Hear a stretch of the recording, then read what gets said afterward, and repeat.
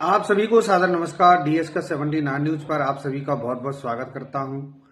अगर आप वीडियो पहली बार देख रहे हैं तो चैनल पर पहली बार आए हैं तो चैनल को सब्सक्राइब करना ना भूलें और एक छोटा सा लाइक कमेंट जरूर किया करें, जिससे आपका भी नोटिफिकेशन हमको मिले और बेल आइकन प्रेस कर लें, जिससे आपको मैं जो भी सूचना दूँ वो सबसे पहले आप तक पहुंचे। विधानसभा परिषद सदस्य विधानसभा भरतना के विधायक श्री राघवेंद्र गौतम जी द्वारा विधानसभा भरतना के क्षेत्र की बात को पुरजोर तरीके से उन्होंने रखा। जो भी यहाँ की क्षेत्र की समस्याएं हैं, जो भी क्षेत्रवासियों की मांग है, माननीय विधायक जी ने बहुत अच्छे तरीके से रखा और चकरनगर, लखना, महेवा, भरतना से लेकर हर जगह हर क्षेत्र की बात को उन्होंने रूबरू विधानसभा में अपने पुरजोर तरीके से कराया। आइए हम वीडियो देखते हैं उन्होंने क्या कुछ कहा है। अगर सूचना अच्छी लगे तो लाइक शेयर कीजिएगा और सभी विधानसभा के वोटर्स और सभी सदस्यों से अनुरोध है कि आप इस चैनल को लाइक कीजिए और अपने क्षेत्र की सूचना से जुड़िए। डीएस के 79 न्यूज आप सभी के रोजगार, शिक्षा, भ्रष्टाचार आज सभी की बात करता है, इसलिए आप इस चैनल को सब्सक्राइब जरूर कर लें। आइए चलते हैं वीडियो पे क्या कुछ माननीय विधानसभा परिषद सदस्य श्री राघवेंद्र गौतम जी कह रहे हैं। आइए सुनते हैं, हम और आप जानते हैं। माननीय सदस्य श्री राघवेंद्र कुमार सिंह जी, धन्यवाद। माननीय सदस्य श्री राघवेंद्र कुमार सिंह जी। माननीय अधिष्ठाता महोदय, साधारण बजट पर बोलने का अवसर आपने हमें दिया, इसके लिए आपका बहुत बहुत आभार। उत्तर प्रदेश सरकार ने अपना भारी भरकम बजट प्रस्तुत किया। उत्तर प्रदेश से चुनकर आए सभी सत्ता पक्ष के साथी, हमारे विपक्ष के साथियों ने इस साधारण बजट पर चर्चा की शुरुआत की। मुझे नहीं लगता कि जो बजट दिया गया है, पिछली बार भी बजट आया था, बहुत शानदार बजट आया था, बहुत भारी भरकम बजट आया था। प्रदेश सरकार ने उत्तर प्रदेश के लोगों को बड़े सपने दिखाए थे और जिस तरीके से बजट की जो प्रतियां हम लोगों को पिछले साल की दी गई, उस बजट में अधिकतम और न्यूनतम 62% से ज्यादा खर्च नहीं किया, जो कि इनका बनाया हुआ बजट था। सपना दिखाना तो एक आम बात है, सपना दिखाना तो एक आम बात है और पुनः इनके आंकड़े ने, पुनः इनके कागज ने, पुनः इनके दस्तावेज ने उत्तर प्रदेश को पुनः एक बार बहुत भारी भरकम बजट दे दिया।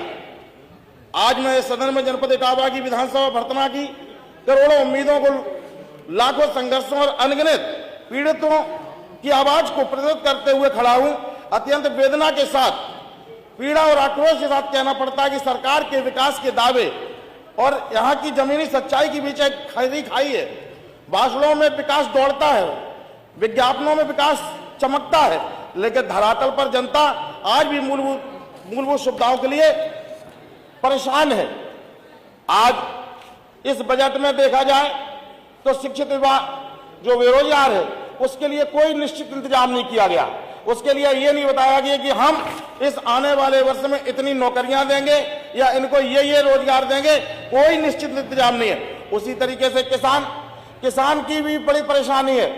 लोग कहते हैं कि किसानों को डीएपी मिली, लेकिन पूरे प्रदेश के लोगों ने देखा कि जिस तरीके से रबी की फसल में डीएपी की जो दुर्दशा हुई है, किसानोों की दुर्दशा हुई है, किसान परेशान हुआ, किसान ने लाठियां खाई हैं, उसके बाद जाके कहीं उसकी बुआई हो पाई। वहीं छात्रों के लिए भी कोई निश्चित तौर पर इस बजट में कोई निश्चितता नहीं दिखाई जा रही है और महंगाई ने कमर तोड़ दी। बीपीएल परिवारों के लिए आपने क्या दिया? अंत्योदय परिवारों के लिए आपने कौन सी योजना बना दी? और स्थिति आज इसी सदन में एक प्रोटोकॉल की बात चली थी कि प्रदेश जो कानून की बात की जा रही है, आज प्रदेश के अधिकारी इतने निरंकुश हो गए हैं। इसी सदन में बात आई है, पीठ से ये बात आई है, पीठ से ये निर्देश दिया गया कि माननीय विधायकों के अधिकारी फोन नहीं उठाते। और खासतौर पर भरतना एसओ की बात करना चाहता हूं कि एक प्रतिनिधि को वहां जाकर के एसआईआर के मामले पर वो गए और तो वहां के एसओ ने यह कहा कि मैं तुम्हें 10 फीट गाड़ देंगे, तो ब्यूरोक्रेसी है निरंकुश हो गई। आज मैं आपसे ये कहना चाहता हूँ, इटावा हमारा आलू और धान के लिए जाने जाने वाला हमारा जनपद है। आज आलू की किसानों की बहुत दशा हुई।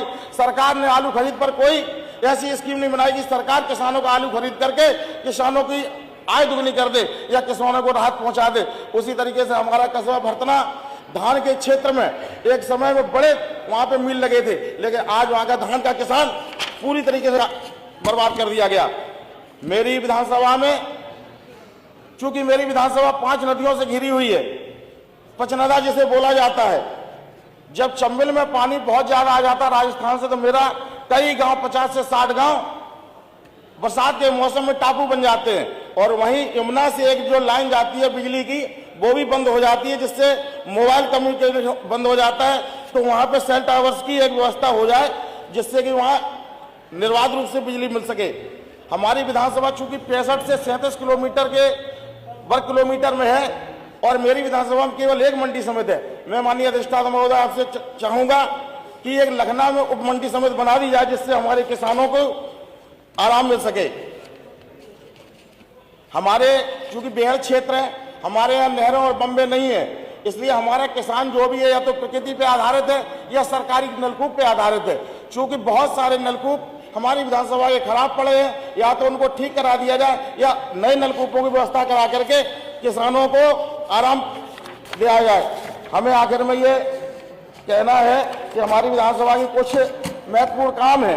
विकासखंड चकननगर में महाविद्यालय बनाया जाना चाहिए, क्योंकि वहां बेहद क्षेत्र है, आज तक उच्च शिक्षा के लिए कोई विद्यालय नहीं है, जिससे छात्र छात्राओं का भविष्य जो है बहुत ज्यादा उज्जवल नहीं हो सकता। इसलिए हम सरकार से चाहेंगे कि एक महाविद्यालय बनाया जाए। महेवा और यमुना नदी अंदावा का पुल है, जो लगभग 60 से 70 गांवों को आपस में जोड़ता है। पिछले कई बार हर बार मैं सदन में इसको लाया हूं कि ये अंदावा का पुल बनाया जाए, जिससे कि 60-70 गांवों को आराम से उनका आना जाना हो जाए।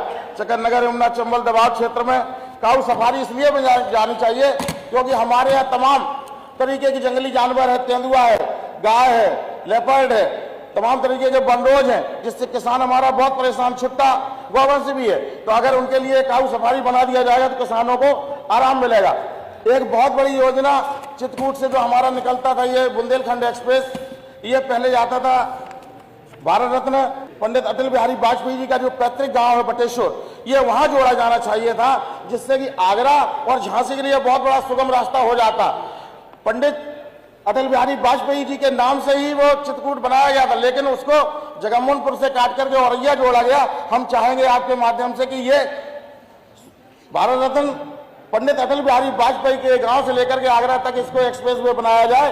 लखनऊ में किसानों की मंडी उप समिति बनाई जाए। हरौली से असेवा चंबल नदी पर पुल बनाया जाए। राजकीय विद्यालय हमारे यहाँ 4 हैं, सहसौ, सिंडोस, जोनानी और बिवौली में, लेकिन इनमें मानक के अनुसार कोई भी शिक्षक नहीं है। तो आपसे यह भी अनुरोध है कि यहाँ पर शिक्षकों की नियुक्ति करा दी जाए।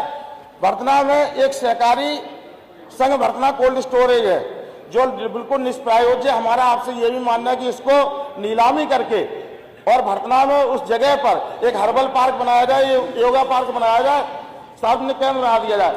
भरतना में एक इंडोर स्टेडियम भी बनाने की बात है। जी धन्यवाद। एक मिनट माननीय सदस्य, धन्यवाद। नदी को जोड़ने वाला पुल, अब ये काम तो आप लिख कर भी दे सकते हैं, लिख कर दे दीजिए। विपक्ष कंदेसी में नंगला राजा में स्थायी भवन बनाना चाहिए। महेवा चकननगर बसरिया नगर पंचायत का दर्जा। माननीय सदस्य लिख कर दे दीजिए सारे काम अपने।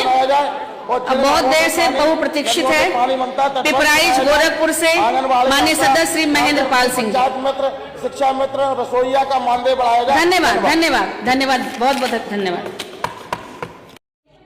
साथियों, माननीय विधायक जी द्वारा शिक्षा मित्र, अनुदेशक, रसोईया और रोजगार सेवक की भी बात को उन्होंने अपने अभिभाषण में कहा कि शिक्षा मित्र, अनुदेशक और आंगनबाड़ी रसोईया, इनका मानदेय भी बढ़ाया जाए।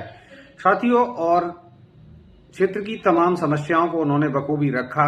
अगर वीडियो अच्छा लगा हो तो लाइक शेयर कीजिएगा और अपने विचार इस चैनल पर लिखिए, जो कि विधायक जी भी के पास भी पहुंचेंगे। और क्षेत्र की जो समस्याएं हैं आप इसमें कमेंट में लिखिएगा। जितनी भी कमेंट आप करेंगे उतनी ही आपकी समस्याओं को उजागर हम करने की कोशिश करेंगे। क्या सुझाव आप देना चाहते हैं, निश्चित ही आप सुझाव दीजिए, जिसमें शिक्षक, शिक्षा मित्र, अनुदेशक, रसोईया और सभी विभागों के कर्मचारियों की जो भी समस्या है आप अवगत कराइए। और सभी क्षेत्रवासी इस चैनल को लाइक और सब्सक्राइब जरूर करें। सूचना अच्छी लगी हो तो लाइक शेयर करें।